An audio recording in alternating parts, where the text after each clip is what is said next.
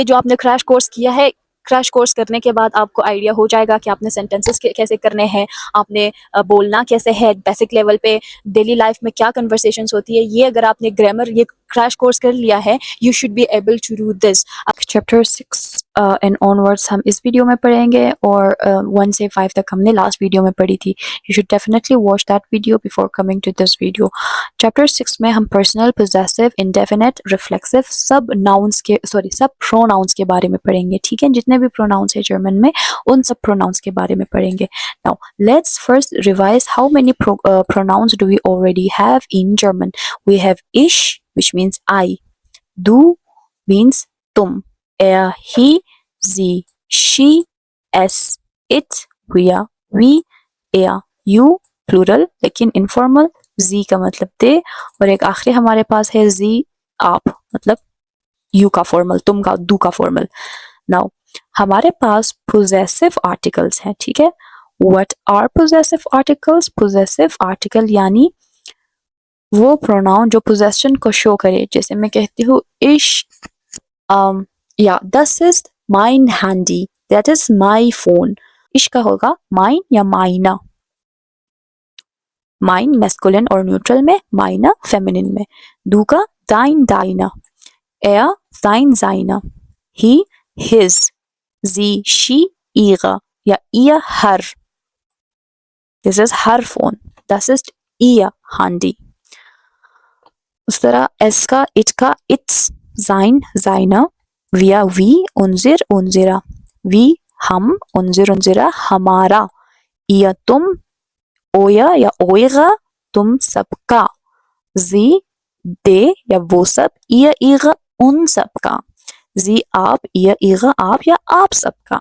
Now ये था possessive article simple. अब रिफ्लेक्सिव प्रोनाउन क्या है? रिजेक्ट में आता है हमारे पास नाउन, वो रिफ्लेक्सिव प्रोनाउन हो जाता है। जैसे इश का मिश, अगर दाटिव है तो मिया। दू का दिश, अगर दाटिव है तो दिया। मिश अकुजाटिव, मिया दाटिव। दिश अकुजाटिव, दिया दाटिव। ए का जिश, आई मी। You, dish, dir. Du, dich, dir. Er, sich. He, him. Sie, she, sich, her. Es, it, sich, its. Wir, हम, uns, हमें. Er, तुम सब, euch, तुम सब को. Sie, वो सब, sich, उन सब को. Sie, आप या आप सब, sich, आप सब को. Here are some examples. You will even understand better with those examples. Ich lerne, I learn. Das ist mein Buch. That is my book. यह है possessive article. Ich wasche mich. I wash myself. This is reflexive. Du spielst, you play. This is normal personal pronoun. Ist das dein Auto? Is it your car? It shows possession. कि यह क्या तुम्हारी गाड़ी है, तो वो क्या है? Possessive article.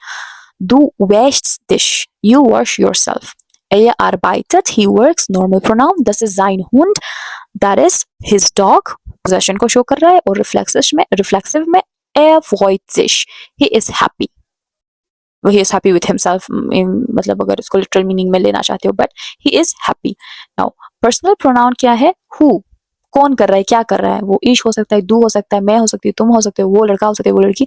possessive में whose, किसका है, किसकी गाड़ी है? मेरी है, आपकी है, तुम्हारी है, किसकी है? तो वो उसको आंसर कर। रिफ्लेक्सिव में माई सेल्फ, योर सेल्फ, ये सारा रिफ्लेक्सिव है। मिश, दिश, जिश, ओइख, ये सब एग्जैक्ट रिफ्लेक्सिव है। नाउ हमने अभी तक क्या पढ़ा? प्रोनाउंस पढ़े, पोजेसिव आर्टिकल्स पढ़े, रिफ्लेक्सिव प्रोनाउंस पढ़े। अब इनडेफिनिट प्रोनाउंस पढ़ेंगे। ठीक है, indefinite pronouns are the words used for unknown और जनरल पीपल और थिंग्स। जैसे इंग्लिश में है somebody, अननोन है, आई डोंट नो, लेकिन somebody did it। ठीक है, जनरली आप जब बोलते हो या किसी अननोन के बारे में बोलते हो तो इनडेफिनेट प्रोनाउंस यूज करते हो। इनडेफिनेट प्रोनाउंस डॉइच में कौन कौन से है? jemand, someone. Zum Beispiel, jemand kommt, someone's coming. Niemand, nobody, ja, no one. Niemand's here, nobody's here. Etwas, something. Ich kaufe etwas, I buy something. Nichts, nothing. Ich weiß nicht, I know nothing. Alle, everyone. Ja, alle sind da, everyone's there. Man, people, ja, one. Man lernt Deutsch. People learn German, या one learns German. Jeder, या jedes, वो pronoun के मुताबिक case के मुताबिक फिर jeder, jede या jedes लगता है. Everyone या every, Jeder Tag ist wichtig. Every day is important. ठीक है, ये सब क्या है, या अननोन है या जनरल चीजों को डिस्क्राइब करने के लिए प्रोनाउंस यूज हो सकते हैं. Einige, some. Einige Leute kommen. Some people come. This was different. There is easy difference word meaning. Jemand का मतलब है no one person या someone. Niemand का मतलब है zero people, nobody. Etwas का one thing या something. Nichts का मतलब है nothing, zero thing. Alle का मतलब all people. Man का मतलब people in general. How wie kann man Deutsch lernen? How can one learn German? या how can men learn German? So वो English में भी इसी तरह है. So I hope it helps. Example है jemand hilft mir, someone helps me, niemand versteht das, nobody understands das ja that, ich möchte etwas essen, I want to eat something, ich habe nicht gesehen, I saw nothing, alle lernen Deutsch, everyone learns German. Please learn this indefinite pronouns because it is used so much in your conversation in German. So it's always better to learn all this or memorize this pronouns. The last one in this chapter is relative pronouns. What are relative pronouns? Relative pronouns connect two sentences and give more information about a person or thing. दो sentence को connect करता है, इसका पहला job, दूसरा job, it gives more information about the first person या thing. जैसे English में कहते हैं I am the person who you should talk to. I am a person who you should talk to. दो सेंटेंसेस हैं. Sorry, I am the person you should talk to. ये दो sentences हैं. उसमें उसके बीच में मैंने हु लगा दिया तो क्या हुआ, एक सेंटेंस बन गया. पहला इसने अपना जॉब कर लिया, connecting two sentences, and it gives more information about the person और थिंग. ठीक है. विच और दैट, जैसे this is the colour that I like, this is the colour I like, दो सेंटेंस है. दैट बीच में आ गया तो वो रिलेटिव प्रोनाउन बन गया. सिर्फ दो में भी है. मैस्कुलिन के लिए यू नो हम डे लगाते हैं, फेमिनिन के लिए दी, न्यूट्रल के लिए दस, प्लूरल के लिए दी. Now there are some examples. Der Mann, der arbeitet. The man that works. क्या फॉर्मूला है, दोनों सेंटेंसेस के बीच में एक कोमा लगाते हो, और अगर मैस्कुलिन है तो आप उसके साथ der लगाते हो. Der Mann, der arbeitet. The man that works. The girl that, या the woman that worked या works, हम कहेंगे die Frau, die arbeitet. उसी तरह अगर न्यूट्रल हो, das Kind, das arbeitet. Die Leute, die arbeitet. ठीक है. तो ये जो आप दी या das लगा रहे हो उसके जेंडर के मुताबिक लगा दोगे. Feminine, die Frau, die singt. The woman that sings. Das Kind, das spielt. The kid that's playing. Die Leute, die kommen. The people that is coming, that are coming. Some more examples are: Das ist der Mann, der Deutsch spricht. This is the man who speaks German. Das ist die Frau, die in Berlin wohnt. This is the woman who lives in Berlin. Das ist das Auto, das ich lese. This is the book that I read. This is how you make relative pronouns. There are some easy rules. You find the noun before the comma. You use the correct relative pronoun. जैसे die, die, das, der masculine के लिए, die feminine, das neutral और die plural के लिए. And you always use comma between both the sentences. Don't forget that. Let's look at chapter 7. Chapter 7 में हम passive voice के बारे में बात करेंगे, which is a very important topic. इसका पहले मैं इंग्लिश में बता देती हूँ. इंग्लिश में जैसे होता है simple sentence, the chef cooks the food. अगर इसी का passive बनाए, the food is cooked. Active में हम सब्जेक्ट पे और वर्ब पे फोकस करते हैं, और ऑब्जेक्ट पैसिव में हम ऑब्जेक्ट पे फोकस करते हैं, एम्फसाइज करते हैं. जैसे अगर मैं उर्दू में कहूँ कि अम्मी खाना बना रही है, और खाना बना दिया अम्मी ने. पहले सेंटेंस में मैंने अम्मी पे जोर दिया, एम्फसाइज किया, और सेकंड सेंटेंस में मैंने खाने पे. तो पहला सेंटेंस हमारा एक्टिव है, दूसरा पैसिव है. तो पैसिव वॉइस क्या होता है? Passive voice focuses on action, not the person who does it. हमारे we don't care about a girl के हमारा सब्जेक्ट कौन है. We only care about the action and the object. जैसे the chef cooks the food is cooked. We don't care. यहाँ पे तो लिखा ही नहीं है किसने कुक किया है, सिर्फ ये बताया गया है कि खाना पक गया है. जर्मन में इसी तरह है, der Koch kocht das Essen. The cook या the chef cooked the food, cooks the food. उसका पैसिव क्या होगा जर्मन में? Das Essen wird gekocht. The food is cooked. इसको फॉर्मूला भी लगता है. फॉर्मूला क्या है पैसिव सेंटेंस का एक्टिव को पैसिव सेंटेंस में कन्वर्ट करने का? Subject plus verb then plus past participle. पार्टिसिप स्वॉय भी पास्ट पार्टिसिपल को कहते हैं. पार्टिसिप स्वॉय is the German name of past participle. ठीक है. पास्ट पार्टिसिपल हमारे पास क्या था? गे plus verb stem plus T. ठीक है. तो verb then plus past participle हमारे फॉर्मूला में लगता है. फॉर एग्जाम्पल एक्टिव में है दी. एक्टिव सेंटेंस है हमारा दी फ्राउ schreibt den Brief. The woman writes the letter.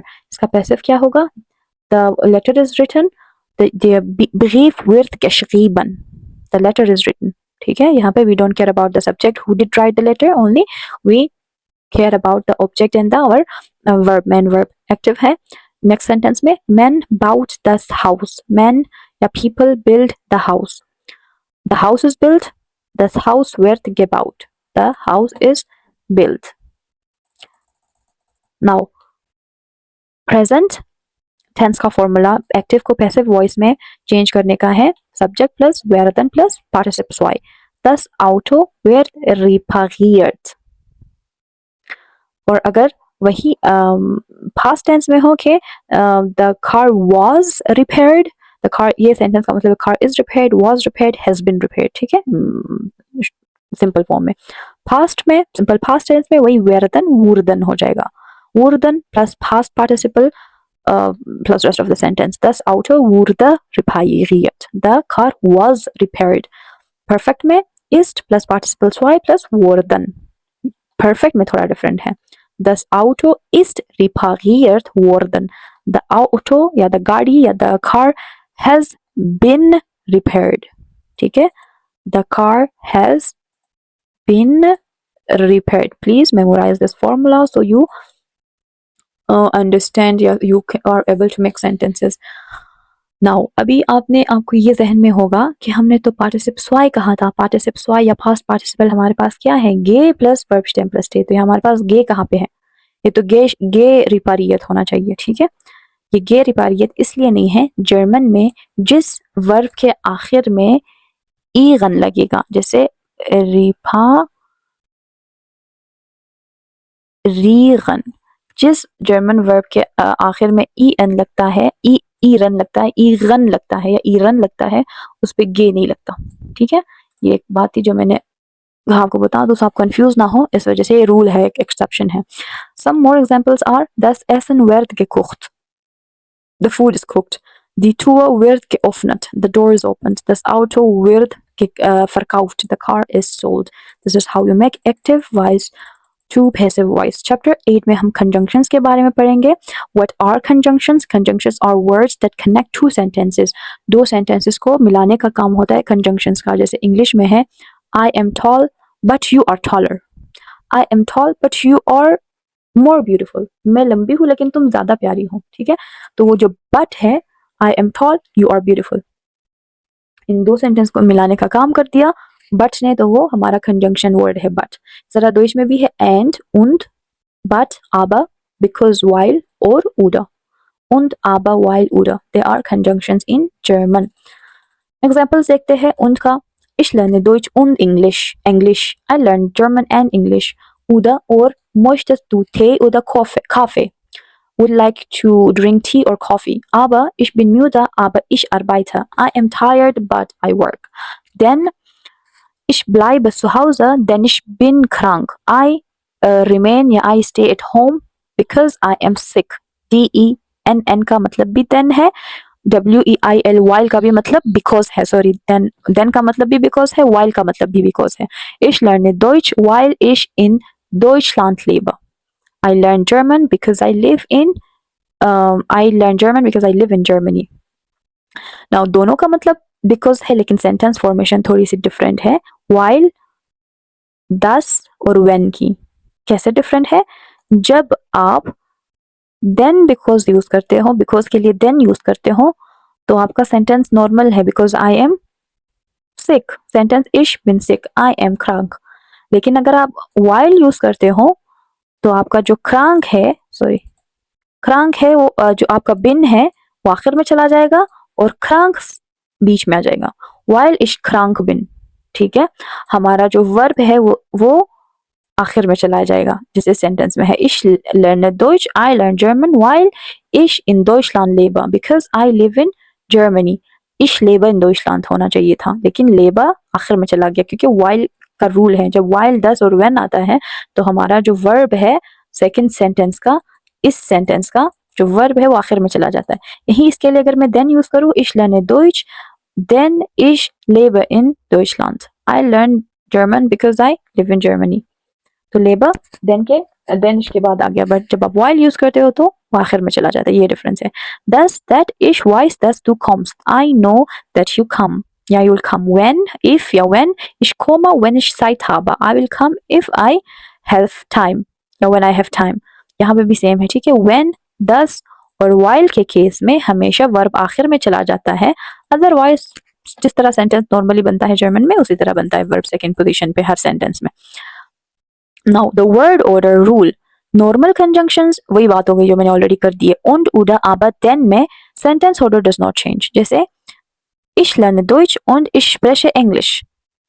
ठीक है, सेंटेंस ऑर्डर चेंज नहीं हुआ. ich spreche English, ich English spreche आपने नहीं लिखा. हमने क्या पढ़ा था कि हमेशा वर्ब की पोजीशन सेकंड होती है हर सेंटेंस में जर्मन में.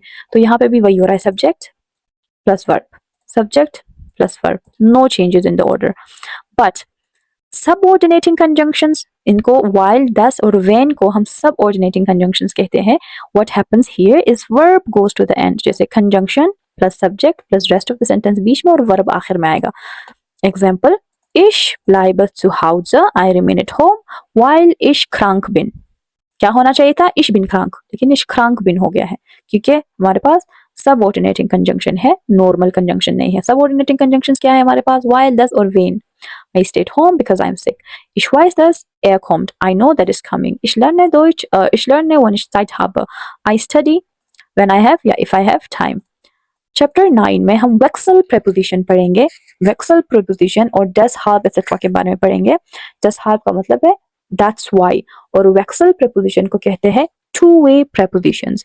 There are prepositions that can be used as accusative and dative. ठीक है, अब उसको कहते हैं वेक्सल प्रेपोजिशन. वेक्सल का मतलब चेंज. वेक्सल का लिटरल मतलब इंग्लिश में डॉइच में है चेंज, और प्रेपोजिशनन prepositions, two-way prepositions. The rule depends on the movement, the change of the place, and no movement, no change of the place. अगर आपका verb move कर रहा है, प्लेस चेंज कर रहा है, तो वो आकुजाटिव है, और अगर मूवमेंट नहीं हो रही है, लोकेशन चेंज नहीं हो रही है, तो वो डाटिव प्रेपोजिशन है. समझ आपको नहीं आएगी, आके समझते हैं. कॉमन वेक्सल प्रेपोजिशन कौन से है, अन का मतलब है एट. ये डाटिव में भी यूज हो सकते हैं, आकुजाटिव सेंटेंस में भी यूज हो सकते हैं. लेकिन अगर आपका सेंटेंस में वर्ब मूविंग है, चेंज ऑफ स्टेट है, तो आप डाटिव आकुजाटिव यूज करोगे, अदरवाइज डाटिव. ऑफ, ऑन, हिंटर, बिहाइंड, इन, नेबर, नेक्स्ट टू या नियर, ऊबर, above, unten, under, for, in front of, zwischen, between. ये हमारे वेक्सल प्रेपोजिशन है. नाउ आकुजाटिव में आप जब इसको यूज करते हो, आकुजाटिव में जब आप मूवमेंट होती है वर्ब की, वर्ब हमारा मूवमेंट वर्ब या चेंज ऑफ वर्ब वाला, चेंज ऑफ स्टेट वाला वर्ब होता है, तो वो आकुजाटिव यूज होता है. और ये किस सवाल का जवाब देता है, wohin, where to. Action is going to somewhere. Ich gehe in die Schule. I go to school. हमारे पास ये आकुजाटिव है. Die Schule फेमिनिन के साथ die प्लस ई लगता था आकुजाटिव के डेफिनेट आर्टिकल में. Second, ich lege das Buch auf den Tisch. I put the book on the table. Lege, to put. Er fährt unter die Brücke. He drives under the bridge. They all are moving objects, या के change of state वाला objects वजह से accusative. Now when there is no movement, only position, फिर हम किस चीज का जवाब देते हैं कि वो कहाँ है. जब हम दाटिव का जवाब किससे आता है कि लोकेशन एग्जैक्ट, उसकी लोकेशन कहाँ है, वो हिल नहीं रहा हमारा ऑब्जेक्ट, ड्राइव नहीं कर रहा, चल नहीं रहा, ठीक है, लोकेशन एग्जैक्ट है उसकी. तो किस सवाल का जवाब देता है, वो, where, no movement, only position. ich bin in der Schule. I am in the school. अगर मैं स्कूल की तरफ जा रही हूँ, ich gehe in die Schule. अगर मैं स्कूल में बैठी हुई हूँ already, ich bin in der Schule. ठीक है, प्रपोजिशन दोनों में इन यूज हुआ है, लेकिन आर्टिकल्स चेंज है. Das Buch liegt auf dem Tisch. The book is on the table. Er steht unter der Brücke. He is standing under the bridge. Now, there is an easy rule. अगर movement है तो आकुजाटिव, वो हिन का जवाब दे रहा है, और अगर नॉर्मल स्टैटिक पोजीशन है तो dative. Now that's how, therefore, that's why को कहते हैं. ये एक मतलब हमें पता होना चाहिए एज एन A2 स्टूडेंट्स, जैसे मैंने इसको इस चैप्टर में डाला है. बिकॉज ऑफ दिस या therefore, it connects two sentences. Also after this how the verb comes second. Ich bin krank, deshalb bleibe ich zu Hause. I am sick, therefore I am home. Ich lerne Deutsch, deshalb gehe ich zum Kurs. I learn German, therefore I go to the course. Last but not the least chapter 10 में हम two plus infinitive के बारे में पढ़ेंगे। ठीक है, infinitive हमारा क्या है? Two plus first form of the verb, जैसे लर्नन, अरबाइतन, गेहन, माखन, ये सारा हमारे पास प्रेजेंट टेंस का जो वर्ब है वो इन्फिनेटिव है। सू का मतलब है टू, इंग्लिश में है I love to cook. Love एक वर्ब, टू कुक दो वर्ब। टू कुक सू प्लस इन्फिनेटिव, सू कोखन। ठीक है, वही हम पढ़ेंगे इस चैप्टर में, लास्ट चैप्टर में, बहुत इंपॉर्टेंट है। व्हाट इज सू प्लस इन्फिनेटिव? सू infinitive means to plus verb in English, जैसे टू लर्न, टू लर्नन, टू वर्क, टू आर्बाइटन, टू गो, टू गेहन। फॉर्मूला क्या है? सब्जेक्ट प्लस सू plus infinitive at the end. Subject plus बीच में जो भी आ रहा है, सू प्लस इन्फिनेटिव आखिर में आएगा। For example, ich versuche Deutsch zu lernen. I try to learn German. Ich habe keine Zeit, Sport zu machen. I have no time to do sports. Sie plant nach Berlin zu fahren. She plans to travel to Berlin. Verb goes to the end. Ich hoffe, dich zu sehen. सही है। Ich hoffe zu sehen dich गलत है। ठीक है, zu sehen, zu plus infinitive verb के आखिर में हमेशा आएगा। डबल वर्ब्स क्या है? जैसे इंग्लिश में हम कहते हैं चेकअप, जैसे इंग्लिश में हम कहते हैं पिकअप। ठीक है, तो वो दो लफ्ज जब मिलके एक और लफ्ज बनाता है तो उसको सेपरेबल वर्ब कहते हैं, और सेपरेट हो सकता है। जैसे I can pick you up, pickup टूट के बीच में उसके यू आ गया तो सेपरेबल वर्ब। इसी तरह नॉन सेपरेबल, जैसे मिसअंडरस्टैंड, मिस एक लफ्ज है, अंडरस्टैंड एक लफ्ज है। ठीक है, मिल के आ गए मिसअंडरस्टैंडिंग, लेकिन इसको मैं तोड़ नहीं सकती। मैं नहीं कह सकती I miss you understood, I misunderstood you. ठीक है, लेकिन पिकअप में I can pick you up कह सकते हो। तो मतलब सेपरेबल वर्ब्स को हम तोड़ सकते हैं और नॉन सेपरेबल को हम नहीं तोड़ सकते।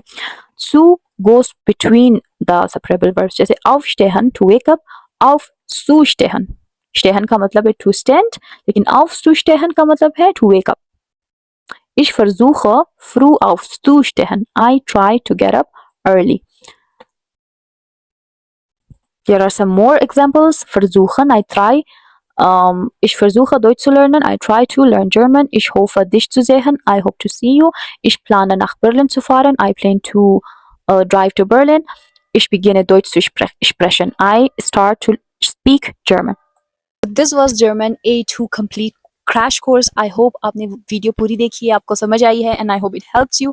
वीडियो ख़त्म होने से पहले मैं आपको 3 टिप्स दूंगी, क्योंकि ग्रामर पढ़ना, लैंग्वेज पढ़ना, लिखना सिर्फ it's not the solution to learn German. इन 3 टिप्स को मैं जाते जाते आपको दूंगी ताकि आपने जो पढ़ा है वो ज़्यादा उसका you can make the most of it. सबसे पहले सिर्फ ग्रामर और विकेबलरी आपने नहीं पढ़ना। ठीक है, ग्रामर विकेबलरी पढ़ने से बेहतर है कि आप हर उस ग्रामर या हर उस विकेबलरी के लिए सेंटेंसेस बनाना सीखो। फॉर एग्जाम्पल, आप टेबल को टिश कहते हो, आप विकेबलरी रट रहे हो। चेयर को आप स्टूल कहते हो, आप विकेबलरी रट रहे हो। लेकिन अगर मैं आपसे बोलूं कि टिश या चेयर या कि किसी उस विकेबलरी जो आपको आती है उस पर सेंटेंस बनाओ, तो आप अटकोगे, स्लो बोलोगे।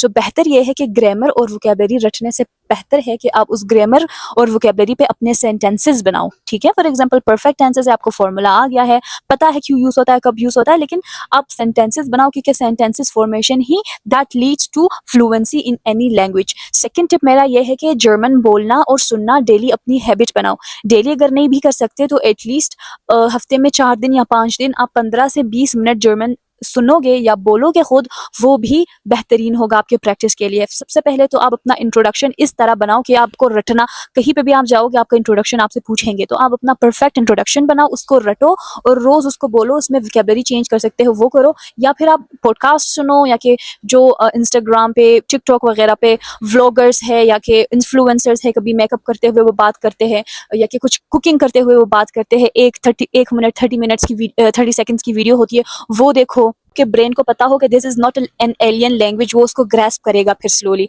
थर्ड मेरा ये टिप है, don't wait to be perfect at German speaking. You will never be perfect. ठीक है, इवन जो सी से आइंस करते हैं, C1 भी करते हैं, they don't know, nobody knows perfect language if it is your second language, third language most of the time. For me it's my fourth language, तो I can't wait to be perfect at this language and then start speaking. ठीक है, जितना आपको आता है A1 के level पे आता है, A2 के लेवल पे आता है, जो भी लेवल है आपका, आप बस बोलना शुरू करो। मिस्टेक्स करेंगे आप, आपको शर्मिंदगी होगी, आप का कॉन्फिडेंस ऊपर नीचे हो जाएगा, but at the end of the day आपने क्या करना है, लैंग्वेज में फ्लुएंट होना है, सीखना है, बोलना बोलने के लिए, ना ग्रामर ना कि वोकेबलरी रटने के लिए, ठीक है। क्योंकि ये भी बहुत अजीब कैफियत होती है कभी कभार कि आपको सब कुछ आता है, वोकेबलरी आती है, ग्रामर आती है, लेकिन आप बोल नहीं सकते बिकॉज आपने कभी प्रैक्टिस ही नहीं की है। You are just waiting to be perfect and then you will start speaking. कभी कभार मेरे साथ भी होता है कि मैं दुकान में जाती हूँ या किसी से बात करते हुए, मतलब मुझे पता है तो मैं जर्मन में भी कन्वर्सेशन कर सकती हूँ, लेकिन मैं इंग्लिश में प्रीफर करती हूँ because sometimes our brain is very lazy, वो अपना कंफर्ट चाहती है। सो आप अपने आप को पुश करो कि आप जर्मन ज़्यादा से ज़्यादा बोलो, सेंटेंसेस में, वोकेब्स में, किसी से अगर दुकान में जाते हो कन्वर्सेशन जर्मन में करो, अपने आप को पुश करो उस इन्वायरमेंट में। देन स्लोली आपका जो शाइनेस है या आपका वो हेसिटेशन वो ख़त्म हो जाएगा। ये जो आपने क्रैश कोर्स किया है, क्रैश कोर्स करने के बाद आपको आइडिया हो जाएगा कि आपने सेंटेंसेस कैसे करने हैं, आपने बोलना कैसे है बेसिक लेवल पे, डेली लाइफ में क्या कन्वर्सेशंस होती है। ये अगर आपने ग्रामर ये क्रैश कोर्स कर लिया है, you should be able to do this. अगर even after doing this if you are not able, then आप दोबारा बैठो, अपने सेंटेंसेस बनाओ। मैंने तो आपको समझाने के लिए किया था, अभी प्रैक्टिस तो मैं नहीं कर सकती आप लोगों से ऑनलाइन। प्रैक्टिस आपने खुद करनी है, अपने स्पीकिंग की, अपने राइटिंग की। तो कैसे होगा, आप ज़्यादा से ज़्यादा सेंटेंसेस बनाओ और जो मैंने 3 टिप्स दिए हैं वो फॉलो करो। एंड अगर आप चाहते हो मैं B1 का भी इसी तरह वीडियो बनाऊं, प्लीज कमेंट B1 और कमेंट मी योर क्वेश्चंस और comment me anything that you want me to improve for my future videos. And I wish you all the very best of luck in your journey of German speaking. Thank you so much and see you in the next video. Macht gut und tschüss.